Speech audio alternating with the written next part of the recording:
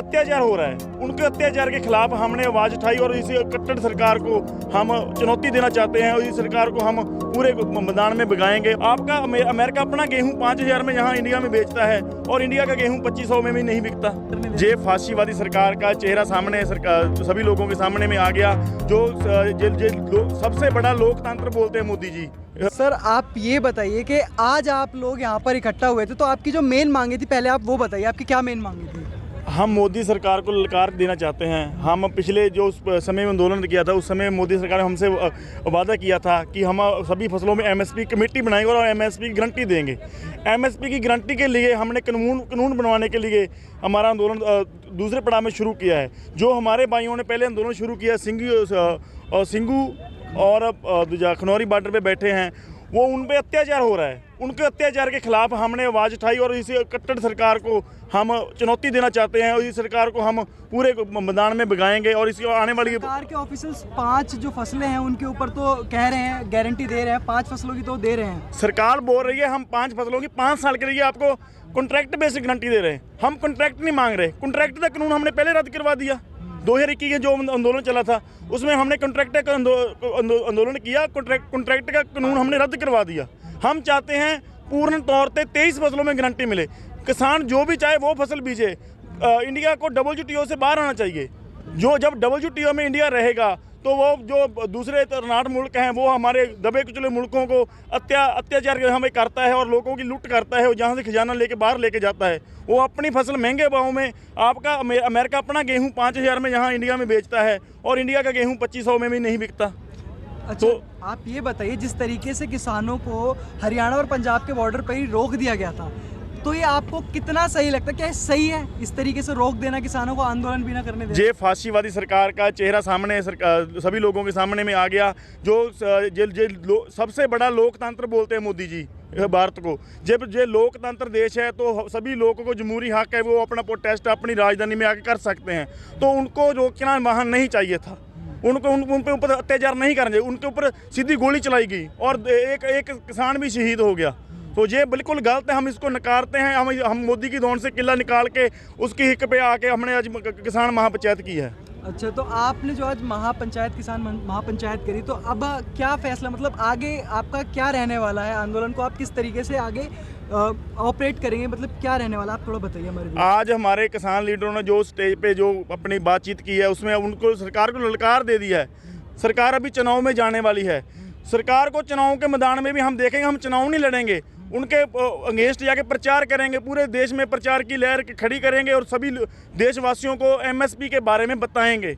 सभी देशवासियों को उठा के हमारे साथ एक आंदोलन एक जगह पे लेके आएंगे और अगली सरकार जे हो जाओ कोई और सरकार हो उसको चुनौती देंगे और एमएसपी की गारंटी बनवा के रहेंगे। तो 2024 का जो चुनाव होने वाला है, तो क्या सरकार को किसानों की वजह से मतलब उल्टा पड़ जाएगा उन पर, क्योंकि किसान बहुत ज़्यादा संख्या में नाराज है उनसे, तो 2024 में कुछ दिक्कत? मोदी जी जब पहले आए थे उन्होंने बोला था हम किसान की आमदन दुगनी कर देंगे।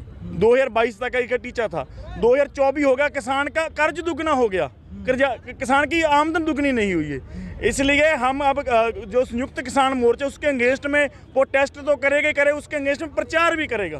प्रचार करके मोदी को अब मुँह की खानी पड़ेगी। अब मोदी अपना देख ले भी अपने क्या ग्राउंड में उसमें जमीन में पैर रखने हैं या ऊपर उठ जाना है। ओपोजिशन में पार्टी है इंडिया गठबंधन, उन्होंने कहा है कि अगर उनकी सरकार आती है लोकसभा चुनाव के अंदर तो वो गारंटी देंगे इसकी। उन्होंने गारंटी दी है एमएसपी की और जो कर्जा माफ़ी है उन काफ़ी सारी चीज़ों को लेकर उन्होंने गारंटी दी है। तो आपको हम तो ये मानते हैं जो सभी सियासी पार्टी सभी एक तकड़ी के चट्टे बट्टे हैं और जो उसके जो जोड़े में क्या है क्या नहीं, वो आगे आने वाले समय में बिला जोड़े से बाहर आ जाएगा, हम देख लेंगे। पर हम जो लोगों के ऊपर अत्याचार करेगा, लोगों के हक मारेगा, उसके खिलाफ संयुक्त किसान मोर्चा डट के विरोध करेगा और मैदान में आएगा। इस समय देश में मोदी के खिलाफ जो उसकी विपक्ष पार्टी है वो कोई नहीं रही, वो सिर्फ संयुक्त किसान मोर्चा ही है जो उसका विरोध कर पा रहा है। अच्छा, किसानों के ऊपर एक आरोप काफ़ी ज़्यादा लगाया जाता है कि जब चुनाव थोड़े नज़दीक दिखाई देते हैं उसी समय जब वो अपनी बात रखने के लिए प्रोटेस्ट करते हैं, तो एक जो आरोप है कितना सच है और कितना गलत? ये हम क्लियर कर देना चाहते हैं, ये कोई चुनाव का स्टंट नहीं है। हमने 2020 में आंदोलन शुरू किया, 2021 में आंदोलन जीत के आंदोलन पोस्टपोन कर दिया था उसी समय आंदोलन बंद कर दिया। उसके बाद हमने जो समय आता गया आंदोलन को चलाते गए। इस समय ज़रूरत थी पूरे देश में एमएसपी का आंदोलन बड़े लेवल पर खड़ा करने की, और संयुक्त किसान मोर्चे ने ललकार दे के किसान महापंचायत कर आंदोलन शुरू कर दिया है। ये आंदोलन का अगला पड़ाव शुरू हो गया है, जिसका चुनावों से कोई लेना देना नहीं है। हाँ, सरकार चुनाव में जाएगी, उसको चुनौती देते हैं कि जो आपने वादा किया किसानों के, जो पूरा नहीं किया पिछले समय में, आगे आप वो वाले वादे दोबारा करके वोट नहीं ले पाएंगे और आपको मुंह की खानी पड़ेगी। अच्छा बाबा जी, आप बताइए कि आप आज दिल्ली में यहाँ पर आपने अपनी बात रखी, आपके लीडर्स आए, उन्होंने बात रखी, तो आपको लगता है यहाँ से आपकी बात सरकार के कानों तक जाएगी? जाएगी, जरूर जाएगी, क्यों नहीं जाएगी। लगता है आपको इंसाफ मिल पाएगा? असर तो होगा ही, मुद्दा तो बनेगा ही एमएसपी का, और नहीं कुछ। तो 2024 के चुनाव में एमएसपी और किसानों का एक काफ़ी जो है अहम रोल रहने वाला है, ऐसा कह सकते हैं? रहेगा। अच्छा, तो आप मतलब किसी मोर्चे से हैं, मतलब कोई पार्टी से, मतलब किसी मोर्चे से होंगे आप? हम कीर्ति किसान यूनियन से हैं। अच्छा। कीर्ति किसान यूनियन पूरे पंजाब में काम कर रही है। उस संगठन से मैं मोगा जिले का यूथ कन्वीनर हूँ। अच्छा, तो आपके मोर्चे से कितना सहयोग रहा होगा, मतलब कितने लोग आए होंगे यहाँ पर? टोटल अगर किसान बात करें कितने आए होंगे यहाँ? हमारी कीर्ति यूनियन की जो एग्जैक्ट रिपोर्ट तो हमारे पास नहीं है, पर हमारे हिसाब से 5000 के लगभग हमारे कारकुन यहाँ पे आए होंगे। अच्छा, धन्यवाद भाई। यहाँ पर हमने एक भाई से बात करी और जानने की कोशिश करी कि 2024 के इलेक्शन पे और जो किसानों की मांगे हैं वो क्या है, और 2024 के इलेक्शन में क्या उनका फ़र्क पड़ सकता है। फिलहाल के लिए इतना ही। कैमरा पर्सन सिया के साथ मैं ऋतिक चौहान, धन्यवाद।